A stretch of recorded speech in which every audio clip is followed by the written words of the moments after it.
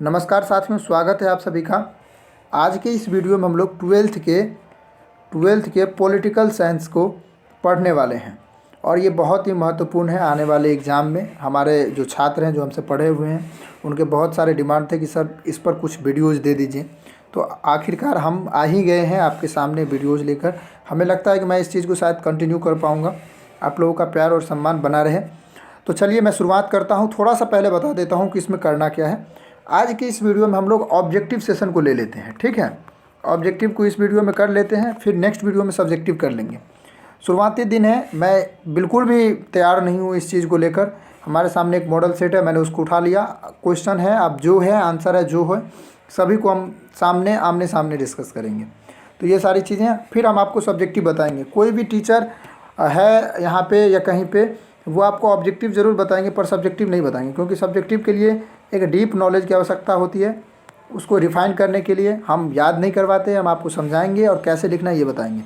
तो आज की इस वीडियो में यही सारी चीज़ें पर चर्चा होगी। तो पहले आगे बढ़ते हैं और शुरुआत करते हैं बिना समय को ख़राब किए। चलिए, ये सब आप लोग पढ़ लीजिएगा। जो मॉडल सेट है उसके कुछ विकल्प हैं, ये सब पढ़ लीजिएगा। मैं पहले क्वेश्चन से स्टार्ट करता हूँ। यहाँ पे देखिए क्या लिखा है, थोड़ा सा मैं यहाँ पे देख लेता हूँ क्या लिखा है, देख लीजिए। देखिए यहाँ पे क्या लिखा है, question number 1 to 100 have 4 option out of which only 1 is correct. कोई एक सही है इसमें से, 1 से 100 तक में ऑप्शंस में। You have to mark your selected opinion. आप कौन से ऑप्शन को सेलेक्ट करते हैं उसको पहले मार्क कर लीजिएगा। इसके बाद लिखा है in the OMR sheet out of 100 question any 50 questions are to be answered. यहाँ पे लिखा गया है कि 50 क्वेश्चन को आंसर करें। ऐसी व्यवस्था पहले एग्जाम में थी। ये पुराने वाले मॉडल सेट है हमारे पास।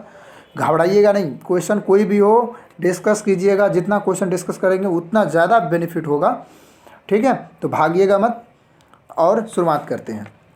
सबसे पहला क्वेश्चन है हमारे सामने, इस समय भारत में कौन सी दल व्यवस्था मौजूद है।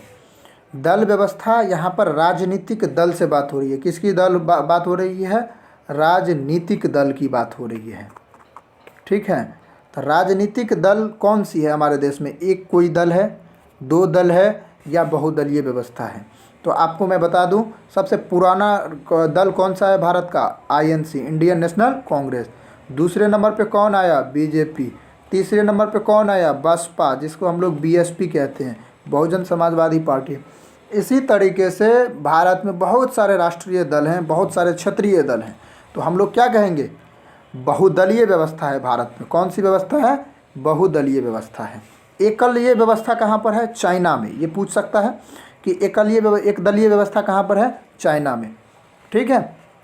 आगे बढ़े, चलिए। कहीं कहीं पर हम लोग इंग्लिश और हिंदी दोनों में डिस्कस कर लेंगे। अगला क्वेश्चन है, 1971 में बने महागठबंधन का ध्येय क्या था? हम लोग जानते हैं 1971 में इंदिरा गांधी जी ने एक आंदोलन दिया था, गरीबी हटाओ आंदोलन। और इस गरीबी हटाओ आंदोलन को हमारी देश की लोगों ने बहुत ज़्यादा सपोर्ट किया और भारी मत से विजय बनाया इंदिरा गांधी जी को, और उन्होंने उनको प्रधानमंत्री नियुक्त किया। और 1971 में युद्ध हुआ भारत और पाकिस्तान के बीच, जिसमें बांग्लादेश आज़ाद हुआ। तो यहाँ पर जो उस चुनाव का ध्येय जाता है वो किसको जाता है? गरीबी हटाओ को जाता है, ठीक है। महागठबंधन का ध्येय क्या था? गरीबी हटाओ, ठीक है। चलिए आगे बढ़ते हैं। अगला है, किन्हें वामपंथी पार्टियों की कोटि में रखा जा सकता है? वामपंथी पार्टी मतलब लेफ्टिस्ट कहते हैं इंग्लिश में। देखिए, which can be placed in the category of leftist party. Janata Dal, Bharatiya Janata party, Samajwadi party, ये सारी पार्टियां ऐसी हैं जो समाजवादी के सेकुलरिज्म के सिद्धांत पर आधारित हैं और ये सोशलिज्म के सिद्धांत पर आधारित है। जबकि कम्युनिस्ट पार्टी ऐसा नहीं है। भारतीय कम्युनिस्ट पार्टी ऐसा नहीं, वो लेफ्टिस्ट पार्टी है, ठीक है। तो इसमें करेक्ट आंसर कौन सा होगा? भारतीय कम्युनिस्ट पार्टी। आगे बढ़े। भारत की संविधान सभा का गठन किस योजना के आधार पर हुआ था? हम लोग जानते हैं कि 1946 में भारतीय संविधान सभा का गठन किया गया है ना, आंतरिक अप्रत्यक्ष चुनाव के आधार पर। तो वो जो गठन किया गया वो किस आधार पर किया गया? कैबिनेट मिशन के आधार पर किया गया। कैबिनेट मिशन, पहले कैबिनेट बनाते हैं जिसका प्रधान किसे बनाया गया? पंडित जवाहरलाल नेहरू जी को, है ना, जवाहरलाल नेहरू जी को, है ना। तो इसमें किसका श्रेय जाएगा? कैबिनेट मिशन को इसका श्रेय जाएगा। चलिए आगे बढ़े। संविधान निर्मात्री सभा में उद्देश्य प्रभाव प्रस्ताव, निर्मात्री सभा मतलब निर्माणकर्ता जो सभा थे, सभी लोग बैठते थे और बनाते थे, उसमें उद्देश्य प्रस्ताव किसके द्वारा प्रस्तुत किया गया था? तो हमने अभी बताया कि कौन थे इसके प्रधान, जवाहरलाल नेहरू जी। तो उन्होंने ही इस संविधान में उद्देश्य प्रस्ताव को पारित किया और उसी में सारी चीज़ें लिखी हुई थी कि संविधान बननी कैसे है। आगे बढ़े। 1975 में किस आधार पर आपातकाल की घोषणा की गई थी? अगर आपको थोड़ा सा पता हो, हमारे छात्रों को पता होगा, हमने बताया था एक मीसा कानून है, MESA, मीसा कानून है, maintenance of internal security act, आंतरिक सुरक्षा से संबंधित है। तो आंतरिक गड़बड़ी के कारण भारत में क्या लगाया गया था? आपातकाल की घोषणा करी गई थी। आर्टिकल 352 के तहत राष्ट्रीय आपात की घोषणा की गई थी। ठीक है, चलिए अगला देखते हैं। संविधान निर्मात्री सभा में प्रारूप समिति के अध्यक्ष कौन थे? हमने बताया था कि बहुत सारी समितियां बनाई गई थी। उस समिति में प्रारूप समिति के अध्यक्ष किसे बनाया गया था? डॉक्टर भीमराव अंबेडकर जी को। और BN राव कौन थे? सलाहकार थे। कौन थे? सलाहकार थे। याद रखिएगा, यहाँ पे क्वेश्चन पूछ सकता है कि संविधान सभा के सलाहकार कौन थे? BN राव थे। राजेंद्र प्रसाद कौन थे? अस्थायी अध्यक्ष थे। और प्रारूप समिति के अध्यक्ष कौन थे? डॉक्टर अंबेडकर साहब। आगे बढ़े। किसने संपूर्ण क्रांति का आह्वान किया? हम लोग जानते हैं कि 1971 में जब गरीबी हटाओ की आंदोलन चला और उस समय जब इंदिरा गांधी जी प्रधानमंत्री बनी, तो उसके बाद देश में बहुत सारी चीज़ें हुई, आपातकाल लागू हुई और आपातकाल में बहुत सारे नेताओं को जेल में डाल दिया गया। तो उस समय हमारे देश में जो एक्टिव नेता थे, आज़ादी के समय में भी स्वतंत्रता सेनानी में बहुत अग्रणी भूमिका निभाए थे, JP बाबू, जयप्रकाश नारायण बाबू। तो उन्होंने इस आंदोलन का आगाज़ किया और उन्होंने संपूर्ण क्रांति का नारा दिया। उन्होंने कहा कि अब ये क्रांति पूरे देश में होगी। तो याद रखिएगा, अगर सब्जेक्टिव क्वेश्चन भी आएगा तो आप यहीं से लिख लीजिएगा, जयप्रकाश नारायण बाबू 1971 के चुनाव के बाद देश की स्थिति को देखते हुए, जनता के पुकार को देखते हुए जयप्रकाश नारायण बाबू 1974 में संपूर्ण क्रांति की नारा दिया और वो हाल जेल भी गए और उसी दौरान बहुत सारे नेता जन्म लिए जो वर्तमान में भी शासक हैं। ये सारे आप लिख सकते हैं। जब हम बात करेंगे पर्टिकुलर इस टॉपिक के ऊपर तो और ही अच्छे से बातचीत किया जा सकता है। भारतीय नागरिकों को कितने मूल अधिकार प्राप्त हैं बताइए? हमने बताया था कि पहले 7 मूल अधिकार प्राप्त थे, अभी कितने हैं? 6 मूल अधिकार प्राप्त है। एक संपत्ति का अधिकार हमारे पास नहीं है जो कि पहले था। आगे बढ़े। निम्न में से कौन मौलिक अधिकार नहीं है? समानता का अधिकार है, शोषण के विरुद्ध अधिकार है, धार्मिक स्वतंत्रता का अधिकार है, इसके बाद संपत्ति का अधिकार है, हमने अभी कहा नहीं है। ये कानूनी अधिकार है। कौन सा है? कानूनी अधिकार अब हो गया है। ठीक है, तो आप लोग समझिए इस चीज़ को। क्या लिखा है? Which of the following is not a fundamental right? Right of equality, right of against exploitation, right to religious freedom और right to property. Right to property का अधिकार हमारे पास नहीं है। कानून का समान संरक्षण वाक्य कहाँ से लिया गया है? कानून का समान संरक्षण मतलब सभी के लिए समान संरक्षित किया जाएगा। ये सिद्धांत कहाँ से लिया गया है? अमेरिका से लिया गया है। जब हम संविधान के बारे में पढ़ते हैं तो कानून के समान संरक्षण का सिद्धांत अमेरिका के संविधान से लिया गया है। ठीक है, अब देखिए अगला क्वेश्चन है, वयस्क मताधिकार से तात्पर्य है? क्या तात्पर्य है? वयस्क मताधिकार से तात्पर्य है कि 18 वर्ष के अधिक उम्र वाले नवयुवक मतलब लड़के लड़कियों को मताधिकार, वोट देने का अधिकार है। तो 18 वर्ष के वयस्कों को मताधिकार। देखते हैं और भी सूटेबल ऑप्शन है या नहीं। तो यहाँ पे सूटेबल ऑप्शन कौन सा है हमारे पास? ए ऑप्शन इसका करेक्ट होगा। चलिए मैं समझा रहा हूँ ताकि आप समझ पाएँ, तो और भी क्वेश्चन आप समझ पाएंगे और कैसे करना है। प्रतिनिधि लोकतंत्र का आधार है। किसका आधार है प्रतिनिधि? बताइए। प्रतिनिधि लोकतंत्र का आधार है। किसका आधार है? लोकसभा का। ठीक है, इसके बाद क्या है? प्रतिनिधि सरकार की प्रमुख विशेषता होती है। जिसे हम चुनते हैं, the main feature of representative government, उसकी क्या फीचर है, विशेषताएं क्या है उनकी?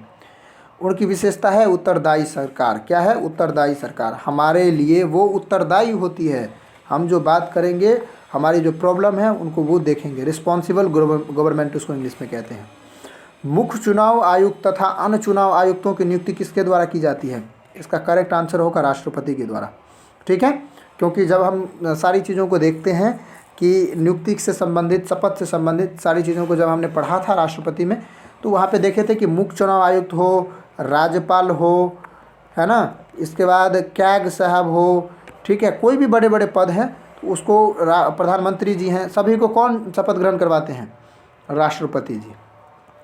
वर्तमान में हमारे राष्ट्रपति कौन है? द्रौपदी मुर्मू। चलिए अगला देख लेते हैं। मुख्य चुनाव आयुक्त का कार्यकाल कितना होता है? हमने बताया था कितना होता है मुख्य चुनाव आयुक्त का कार्यकाल? जो पहले हो जाए, 6 वर्ष या 65 वर्ष की आयु। ओके, अगला क्वेश्चन है, भारत के प्रधानमंत्री होते हैं, नियुक्त होते हैं, निर्वाचित होते हैं, मनोनीत होते हैं, इनमें से कोई नहीं। बताइए कौन होते हैं? इसका सही आंसर है निर्वाचित होते हैं। हमारे भारत के प्रधानमंत्री क्या होते हैं? निर्वाचित होते हैं। हम लोग उसे चुनते हैं। चलिए अब क्या है, भारत के संविधान के किस अनुच्छेद के अधीन भारत के राष्ट्रपति पर महाभियोग चलाया जा सकता है? बताइए कौन सा अनुच्छेद है जिसके अंतर्गत महाभियोग की प्रक्रिया है? हमने बताया था कि कोई राष्ट्रपति सही से काम नहीं करे, कदाचार हो जाए या कोई मामला आ जाए तो उसे हटाया जा सकता है संसद में प्रस्ताव पारित करके। तो वो एक आर्टिकल है अनुच्छेद 61, उसके द्वारा राष्ट्रपति को हटाया जा सकता है। ठीक है, अगर थोड़े से और आर्टिकल की बात करें तो आर्टिकल 356 राजकीय आपात से संबंधित है, आर्टिकल 75 संसद से संबंधित है, मतलब उसी के आसपास से है, और ये सब सारी चीज़ें उसी के आसपास से हैं। ठीक है, चलिए भारत में राष्ट्रपति की स्थिति है किसके जैसे? अमेरिका के राष्ट्रपति बहुत पावरफुल है, उसके जैसे नहीं है। भारत में राष्ट्रपति नाम मात्र है। आगे देखते हैं अगला क्या ऑप्शन है। ब्रिटिश महारानी के समान, पूर्व के राष्ट्रपति के समान, कनाडा के गवर्नर जनरल के समान। देखिए ब्रिटिश की जो महारानी होती है वो सिर्फ प्रधानमंत्री को नियुक्त कर देती है और शांति से रहती है। भारत में भी कुछ ऐसी ही है, तो यहाँ पर हम लोग क्या कहेंगे? ब्रिटिश के महारानी के समान। ओके, राज्यसभा की सदस्यता के लिए न्यूनतम आयु कितनी चाहिए? हमने बताया था कि संसद है, थोड़ा सा आप लोग समझिएगा। संसद है, संसद के 3 पार्ट बताए थे, एक बताए थे लोकसभा, एक बताए थे राज्यसभा और एक बताए थे राष्ट्रपति जी, बताए थे ना, इसको समझ लीजिए। तो लोकसभा के लिए हमारे कितने उम्र चाहिए? 25 वर्ष, राज्यसभा के लिए 30 वर्ष और राष्ट्रपति जी के लिए 35 वर्ष की आयु चाहिए मनोनीत चुनाव लड़ने के लिए, है ना, कम से कम आयु चाहिए। तो यहाँ पर हम लोग क्या कहेंगे? राज्यसभा की बात की गई है तो राज्यसभा के लिए मिनिमम 30 वर्ष चाहिए।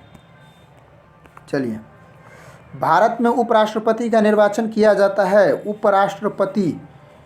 उपराष्ट्रपति यानी राज्यसभा के पदेन सभापति, राज्यसभा के पदेन सभापति यही होते हैं सभापति। किसके? राज्यसभा के, है ना। आप लोग अगर संसद डिबेट देखे होंगे तो राज्यसभा के जो सभापति थे जो बोलते हैं चुप हो जाइए, आप बोलिए, तो उसके पदेन सभापति कौन होते हैं? उपराष्ट्रपति जी। उनको चुनाव में कौन चुनते हैं? बताइए। संसद के दोनों सदन के सदस्यों द्वारा उनका मनोनयन किया जाता है, उसका चुनाव किया जाता है। ठीक है, नेक्स्ट में चलते हैं। राज्यसभा के कोरम के लिए निर्धारित संख्या कितना है? कोरम संख्या क्या लिखा है? The Rajya Sabha has fixed number of the member of quorum. तो जितनी सीटें हैं उसकी 10% निकाल लीजिए। 10% निकालिएगा तो आपके सामने कितना आ जाएगा? 25 आ जाएगा। तो यहाँ पर क्या आ जाएगा? सही आंसर 25। चलिए, लोकसभा की अधिकतम सदस्य संख्या हो सकती है, कितनी हो सकती है भैया? 552 थी पहले, 2 मनोनयन करते थे एंग्लो इंडियन को, हाल ही में उसको बंद कर दिया गया है।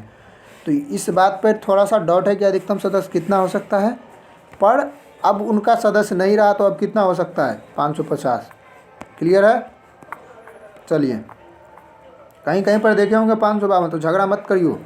हमने बताया कि मोदी सरकार ने एंग्लो इंडियन को ख़त्म कर दिया, जिसको 2 को मनोनयन करते थे, अब वो भी चुनाव के द्वारा आएंगे, ऐसा कुछ कर दिया है।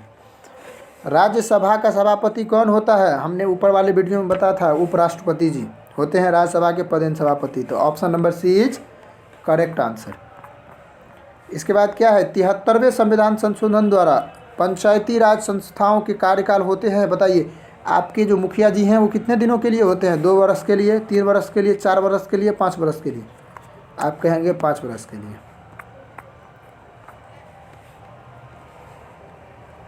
इसके बाद है 73वें संविधान संशोधन द्वारा भारतीय संविधान की कौन सी अनुसूची जोड़ी गई?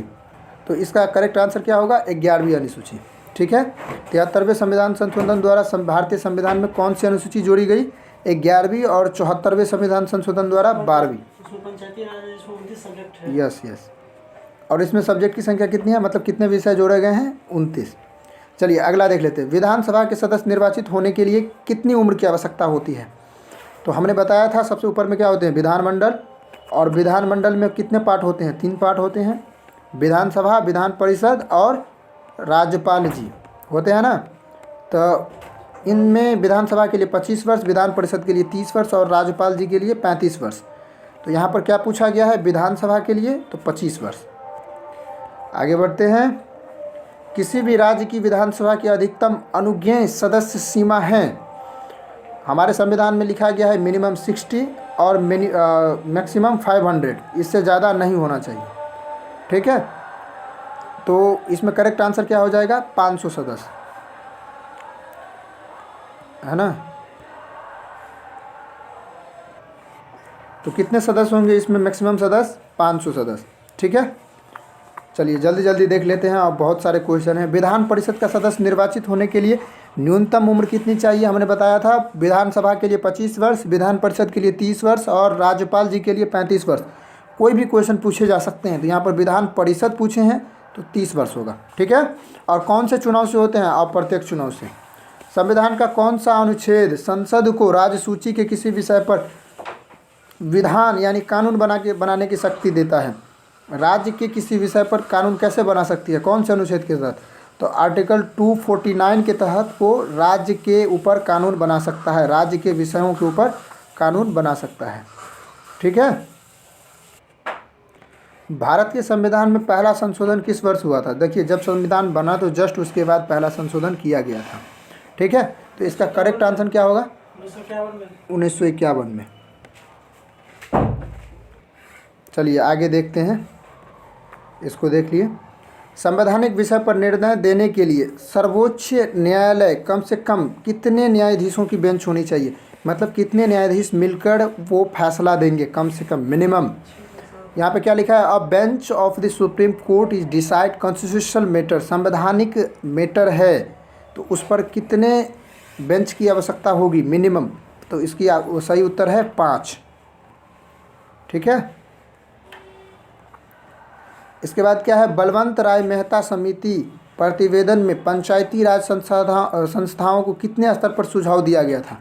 इसका सही आंसर क्या होगा, त्रिस्तरीय। हमने बात किया था, जब एक वीडियो है हमारा नगर पंचायत के ऊपर, आप उसको देख सकते हैं, उसमें सारी चीज़ें हमने समझाया है, नगर पालिका, ग्राम पंचायत, नगर निगम, सारी चीज़ें समझाया है, देख लीजिएगा उसको।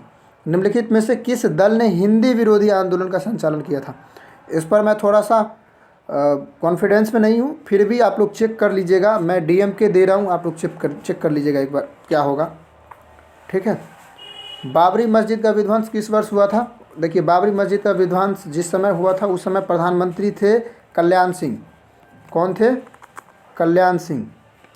और ये बाबरी मस्जिद है कहाँ पे? उत्तर प्रदेश में। और यहाँ पर अब क्या बनाए गए हैं? राम मंदिर।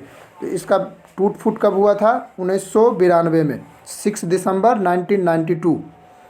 ओके, आगे बढ़ते हैं। भारत संघ में अवशिष्ट अधिकार किसके पास है? हमने बताया था कि संविधान में 3 सूची हैं, केंद्र सूची है, राज्य सूची है और संवर्ती सूची है। और इसके बाद जो विषय बच जाते हैं वो किसके पास चले जाते हैं? केंद्र के पास चले जाते हैं। तो यहाँ पर क्या होगा, राज्य के पास, केंद्र और राज्यों के पास, केंद्र के पास, किसी के पास नहीं। तो करेक्ट आंसर, केंद्र के पास उनकी शक्ति होती है उस पर कानून बनाने की। ठीक है, चलिए इसके बाद क्या है, संविधान की प्रस्तावना के अनुसार भारत संपूर्ण प्रभुत्व संपन्न राज्य है क्योंकि वह संयुक्त राष्ट्र संघ का सदस्य है, वह राष्ट्रमंडल का सदस्य है, वह किसी देश की सत्ता के अधीन नहीं है, उसका दायित्व है वो अंतर्राष्ट्रीय शांति व सुरक्षा के रख रखाव में अपना योगदान दे। देखिए, जब इस चीज़ को जोड़ा गया था तो इसका मतलब एक ही था कि हम अपने ऊपर डिपेंड रहेंगे, किसी भी चीज़ से हमें मतलब नहीं है, हमारी सारी पॉलिसी स्वतंत्र होगी, मतलब वह किसी विदेशी सत्ता के अधीन नहीं है। Answer number C is correct answer. इसके बाद क्या है, संविधान के किस संशोधन ने मौलिक कर्तव्यों को जोड़ा है? हम जानते हैं कि 1976 में इंदिरा गांधी जी ने 42वां अमेंडमेंट करके कॉन्स्टिट्यूशन में क्या डाला, मौलिक कर्तव्य। ठीक है, याद रखिएगा। भारत मुख्यतः एकात्मक राज्य है, इस विचार के प्रतिपादक कौन है? एकात्मक राज्य है मतलब क्या, ये इसमें अगर आप थोड़ा सा महसूस करेंगे तो मालूम होगा कि ये सभी के लिए एक जैसे ही दिखते हैं, जो कि सही भी है। तो ये किसने कहा था और इस विचार के प्रतिपादक कौन थे? जी.एन. जोशी जी। हाँ, जी, जी.एन. जोशी जी इसका क्या होगा, सही आंसर होगा। संघात्मक ढांचे के लिए अपरिहार्य लक्षण क्या है? संविधान की सर्वोच्चता, स्वतंत्र सर्वोच्च न्यायपालिका, शक्तियों का विभाजन और उपयोग तीनों। जब हम संघात्मक ढांचे की बात करते हैं तो इसमें एक यूनियन, हम लोग हमारे संविधान में क्या लिखा गया है, यूनियन शब्द का प्रयोग किया गया है कि भारत राज्यों का संघ है। और इसमें क्या है कि संविधान की सर्वोच्चता भी है, शक्तियों का विभाजन भी किया गया है केंद्र और राज्यों में, और हमारे जो न्यायपालिका है वो स्वतंत्र है और सर्वोच्च भी है, क्योंकि उनके बातों को कोई टाल नहीं सकता है। तो यहाँ पर क्या होगा, उपयुक्त सभी। आगे बढ़ा जाए, क्या लिखा है अगला क्वेश्चन, भारतीय संविधान के समवर्ती सूची की प्रेरणा किस देश से ली गई है? इसका सही उत्तर होगा ऑस्ट्रेलिया। एक मैं लिंक डाल दूंगा, उसमें है कि संविधान के स्रोत कहाँ कहाँ से लिए गए हैं, तो उस वीडियो को आप लोग देख लेंगे तो आने वाले क्वेश्चन को आप आसानी से कर पाएंगे। ठीक है, चलिए आगे बढ़ते हैं। निम्न में से कौन समवर्ती सूची का विषय है? सिक्का, क्वाइन, विदेशी ऋण, विवाह और विवाह विच्छेद और जेल। देखिए, सिक्का केंद्र सरकार जारी करती है, वित्त मंत्री जारी करती है। विदेशी ऋण केंद्र सरकार लेती है, राज्य सरकार नहीं ले सकती है, वो राज्यों से ही ऋण ले सकती है। एक जेल का मामला है जो अपना अपना पुलिस रखते हैं, अपना अपना, अभी तक कोई प्रॉपर मतलब यूनिफॉर्म पुलिस कोड नहीं आया है। तो यूनिफॉर्म पुलिस कोड नहीं आया है, इसका मतलब सभी राज्य अपने हिसाब से काम करेंगे, तो इस पर जेल का अधिकार है समवर्ती सूची में, दोनों काम कर सकता है, और ये तीनों काम सिर्फ केंद्र कर सकते हैं, है ना। भारत में लोकतांत्रिक विकेंद्रीकरण का सुझाव किस समिति ने दिया था? इसका सही उत्तर होगा बलवंत राय मेहता समिति ने लोकतांत्रिक विकेंद्रीकरण का सुझाव दिया था। ठीक है, 73वें संविधान संशोधन द्वारा 11वीं अनुसूची में पंचायती राज संस्थाओं को कितने कार्य सौंपे गए थे? बताइए, कितने कार्य सौंपे गए थे?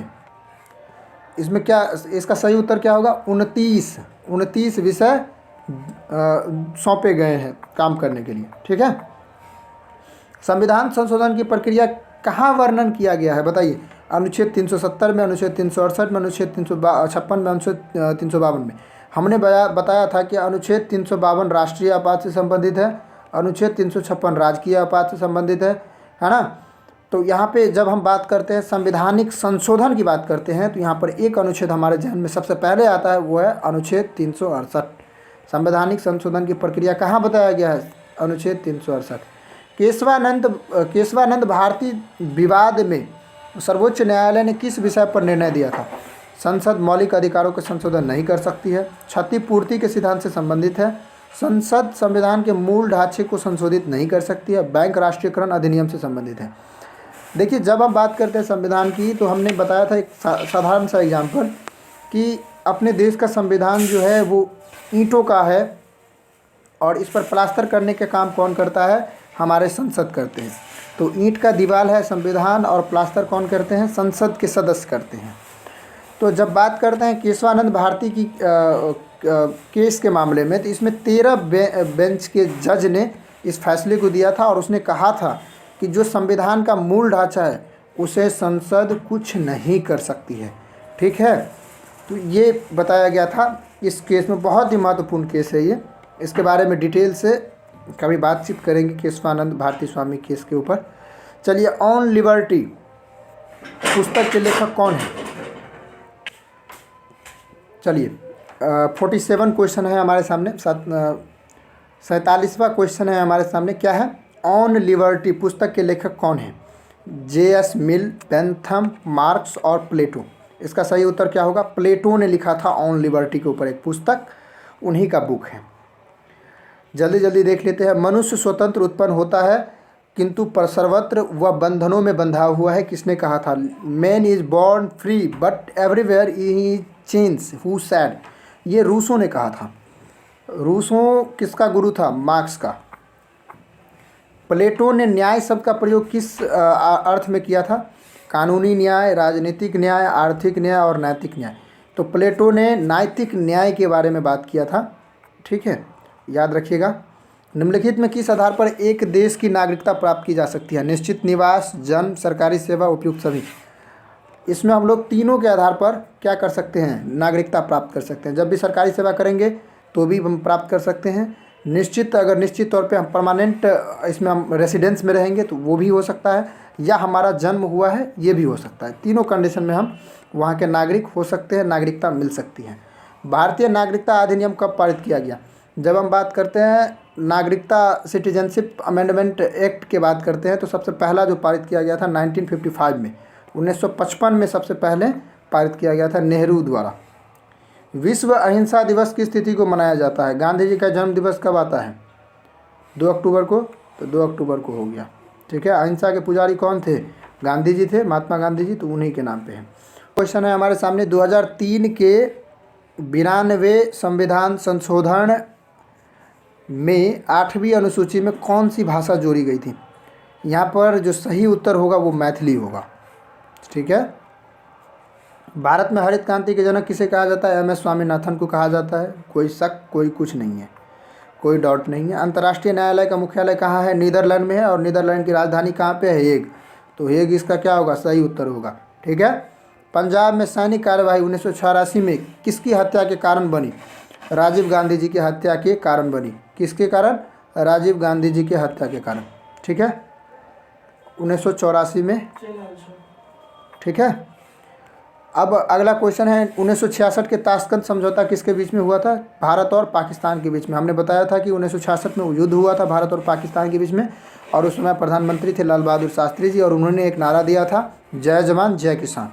और ताशकंद समझौता में गए, वहाँ पर रहस्यमय तरीक़ा से मौत हो गया, किसी का पता नहीं चला अभी तक। 2009 का जलवायु सम्मेलन कहाँ पे हुआ था? कोपेनहेग में। कहाँ पे हुआ था? कोपेनहेगन में। अगला देखते हैं, सुरक्षा परिषद में कितने सदस्यों को विशेषाधिकार प्राप्त हैं? देखिए, जो सदस्य अस्थायी हैं उसे विशेषाधिकार प्राप्त है, यानी वीटो शक्ति प्राप्त है। तो ऐसे 5 अस्थायी सदस्य हैं, तो 5 को विशेषाधिकार प्राप्त है। ठीक है। अब क्या है, निम्नलिखित में से कौन दक्षेस का सदस्य नहीं है? Indonesia is correct answer. Dakshes जो है एक ग्रुप है जिसमें भारत, पाकिस्तान, श्रीलंका, एशिया के कुछ देश हैं, इसमें इंडोनेशिया नहीं है। ठीक है। 1984 में भारत ने अपना पहला परमाणु परीक्षण कहाँ पे किया था? 1974 में इंदिरा गांधी जी जब लगाई थी आपातकाल देश में, तो उन्होंने पोखरण में परमाणु परीक्षण किया था।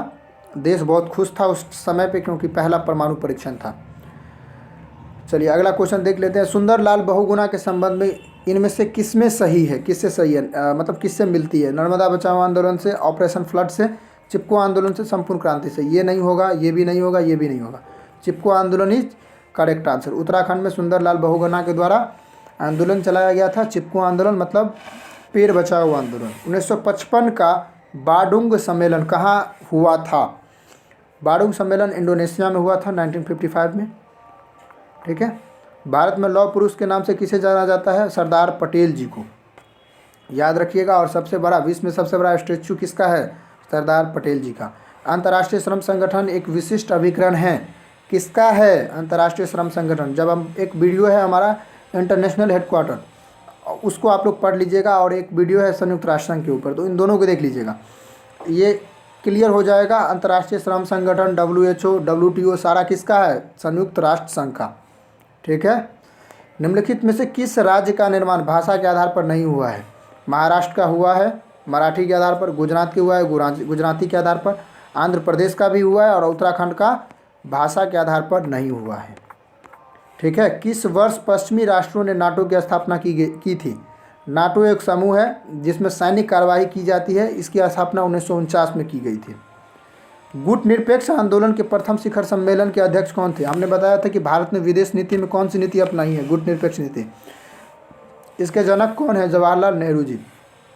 ठीक है। और इसमें जो अध्यक्षता किए थे वो कौन किए थे? भारत के प्रथम प्रधानमंत्री जवाहरलाल नेहरू जी। शीत युद्ध के दौरान जर्मनी का एकीकरण कब संभव हुआ?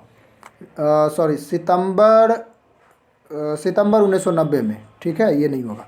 सितंबर 1990 में शीत युद्ध के दौरान जर्मनी का एकीकरण संभव हुआ। शीत युद्ध आपने पढ़ा होगा, पॉलिटिकल साइंस के सेकेंड चैप्टर में ही है शायद, शीत युद्ध का दौर। अगला क्वेश्चन क्या है? अंतर्राष्ट्रीय अणु ऊर्जा अभिकरण की स्थापना कब की गई थी? 1957 में। कब की गई थी? 1957 में। सूचना का अधिकार कानून किस वर्ष लागू हुआ था? 2005 में। कब लागू हुआ था? 2005 में। बांग्लादेश एक स्वतंत्र देश कब बना? 1971 में। हमने बताया था ना, भारत पाकिस्तान युद्ध। इसका एक वीडियो है, आप उसको देख लीजिएगा। जय जवान जय किसान का नारा किसने दिया था? हमने बताया था कि ताशकंद में एक समझौता हुआ भारत और पाकिस्तान के बीच। उस समय प्रधानमंत्री कौन थे? लाल बहादुर शास्त्री जी। और इन्हीं ने नारा दिया था जय जवान जय किसान। और पाकिस्तानियों को घुटने टेकने पड़े थे उस वक्त भी। 1885 में किस राजनीतिक दल की स्थापना हुई थी? भारतीय राष्ट्रीय कांग्रेस की। बच्चा जानता है भारतीय राष्ट्रीय कांग्रेस की स्थापना कब हुई थी? 1885 में। खादी पहनेंगे, खादी बचाएंगे, खादी बनाएंगे, किसका नारा था? कांग्रेस पार्टी का। किस अमेरिकी राष्ट्रपति को 2009 में शांति नोबेल पुरस्कार दिया गया था? उसका नाम है बराक ओबामा। बराक ओबामा को दिया गया था नोबेल का शांति पुरस्कार। भारत में नई आर्थिक नीति लिबरलाइजेशन, आप एक जानते हैं ना, प्राइवेटाइजेशन, लिबरलाइजेशन, ये जो सिद्धांत है वो न्यू इकोनॉमिक पॉलिसी 1991 में लाया था। कौन लाए थे?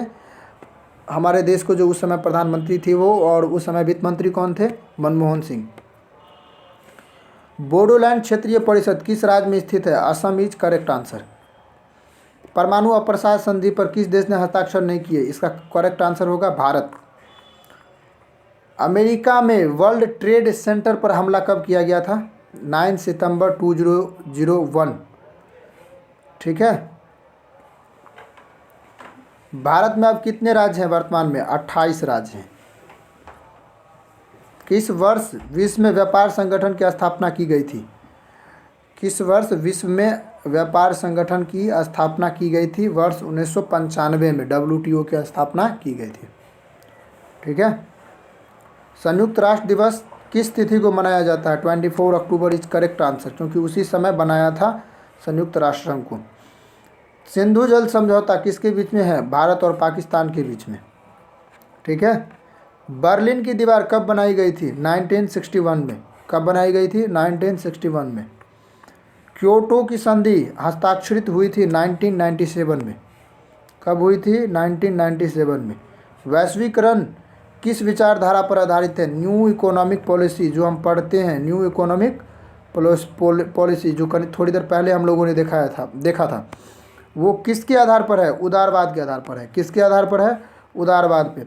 और उदारवाद को हम लोग इंग्लिश में क्या कहते हैं? लिबरलिज्म कहते हैं इसको। मनरेगा कार्यक्रम की शुरुआत किसके द्वारा की गई थी? मनमोहन सिंह के द्वारा।